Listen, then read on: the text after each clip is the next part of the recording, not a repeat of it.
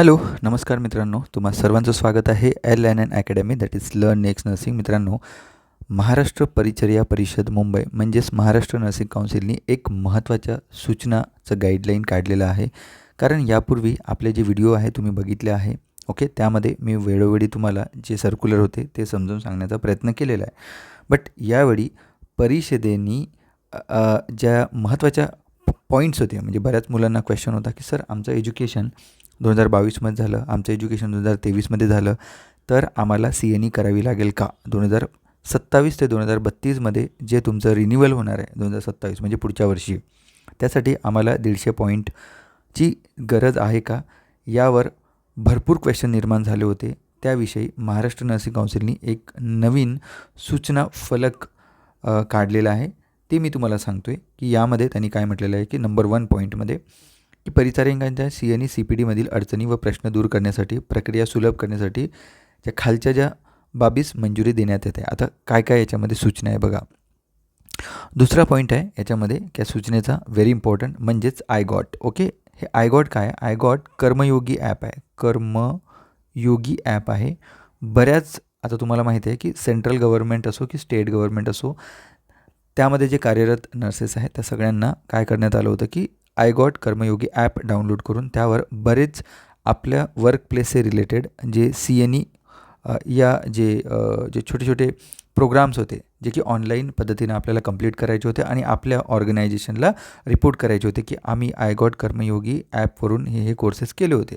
तर यांनी काय म्हटलेलं आहे की इंटिग्रेटेड गव्हर्नमेंट ऑनलाईन ट्रेनिंग ज्या लोकांनी केलेली आहे कर्मयोगीवर 5 प्रमाणपत्रे प्राप्त केली, कारण 5 प्रमाणपत्र करायचं होतं आणि आपापल्या डिपार्टमेंटला सबमिट करायचं होतं.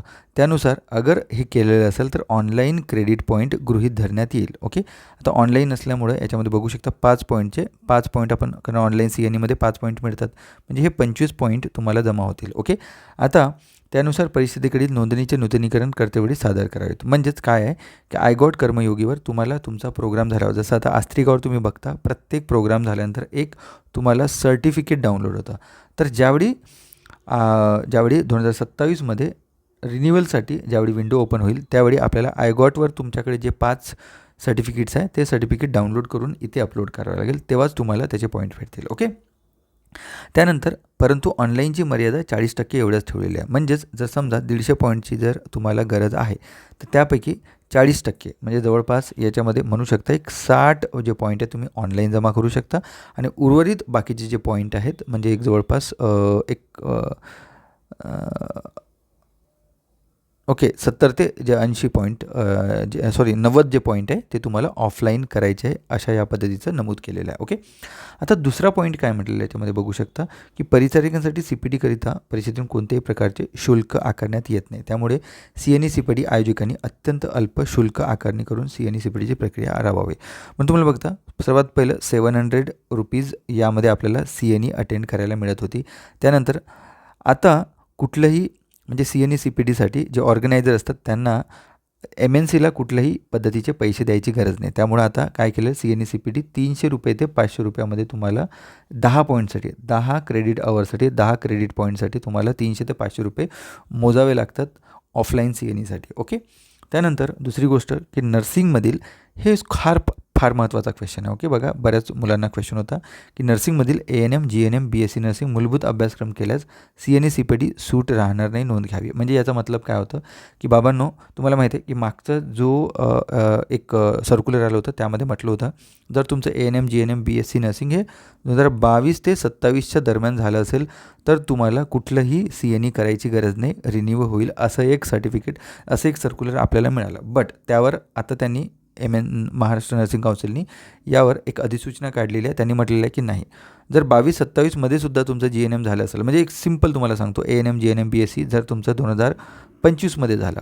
ओके, तर तुम्हाला तुमचं जे रजिस्ट्रेशन आहे 2027 ते 2025 ते 2027पर्यंत तुम्हाला मिळेल. बट 2027 ते 2032पर्यंत करण्यासाठी तुम्हाला इथे CNE करावं लागेल. तुम्हाला CNE किंवा CPD करावे लागेल. कुणालाही याच्यामध्ये सूट मिळणार नाही. या रिलेटेड हे सर्क्युलर आहे.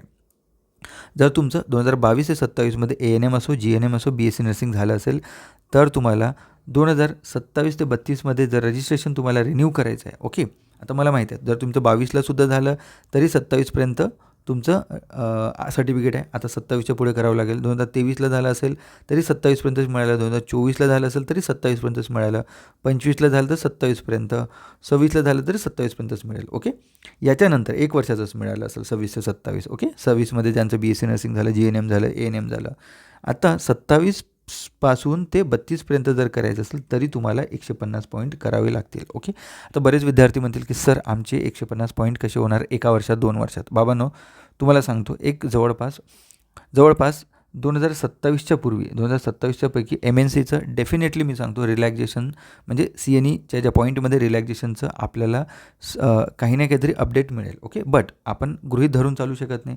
त्यामुळे मी तुम्हाला सांगतो कमीत कमी तुम्ही एक 50 पॉईंट तरी जमा करून आपल्या खात्यात ठेवा. गडबड करू नका.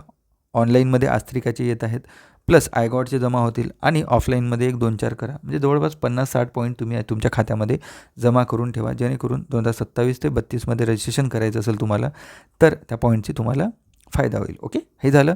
फक्त याच्यामध्ये सूट कोणाला, ज्यांचं PBBSc झालं, इन बिटवीन PBBSc झालं, MSc नर्सिंग झालं किंवा diploma courses like diploma in public health nursing PHN. Okay, त्याच्यानंतर diploma in pediatric, diploma in psychiatry. Okay, आणि किंवा LHV झालेला आहे यांनाच सूट भेटेल. आता PBBSc MSc नर्सिंगसाठी तुम्हाला 75 2 वर्षाचे 150 पॉईंट जमा होतील.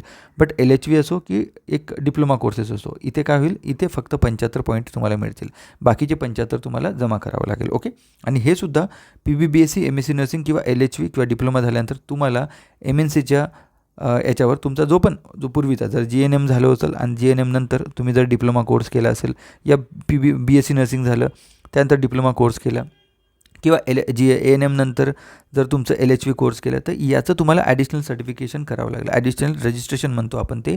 MNCच्या वेबसाईटवर तुम्ही कराल. PBBSc MSc नर्सिंग PhD असो LHV असो व्हॉट इट मे बी ते केलं असेल तर ह्या कोर्सेसमध्ये तुम्हाला सूट भेटेल. ते पॉईंट मी तुम्हाला सांगितले. ओके, त्यामुळं तुम्हाला काय करावं लागेल, याचं ॲडिशनल रजिस्ट्रेशन तुम्हाला करावं लागेल. म्हणजे ऑलरेडी तुम्हाला तुमच्याकडे जो रजिस्ट्रेशन नंबर असेल त्यामध्ये ॲड ऑन करावं लागेल की आमचं एज्युकेशन या वर्षात झालेलं आहे, तेव्हाच तुम्हाला हे पॉईंट मिळतील. ओके, म्हणजेच याचा अर्थ ANM GNM BSc नर्सिंग हे मूलभूत कोर्सेस झाले असेल, म्हणजे एक बेसिक कोर्सेस झाले असेल तर ह्या कोर्सेस झाल्यामुळं तुम्हाला 2027 ते 32मध्ये रिन्युअलसाठी कुठलंही कन्सेशन CNE पॉईंटमध्ये मिळणार नाही, याची नोंद घ्यावी. ओके, पूर्वीचं जे सर्टिफिकेट होतं ते त्यामध्ये एवढं व्यवस्थित दिलं नव्हतं. तुम्ही माझ्या पण व्हिडिओमध्ये बघितलं की बाबा जे सर्क्युलर होतं ते मी तुम्हाला सांगितलं. But now this is latest updated आणि ऑथेंटिक सर्टिफिकेट आहे, तर यानुसार करा. सोबतच स्पीकर ऑब्झर्वर म्हणून जर तुम्ही कुठल्या CNEला जर ऑब्झर्वर स्पीकर म्हणून जर काम केलं असेल या गेला असेल तिथे तर परिषदेच्या नियमानुसार ओके स्पीकर ऑब्झर्वर यांनी जबाबदारीने वागावे. ओके, हे सुद्धा त्यांनी सांगितलेलं आहे.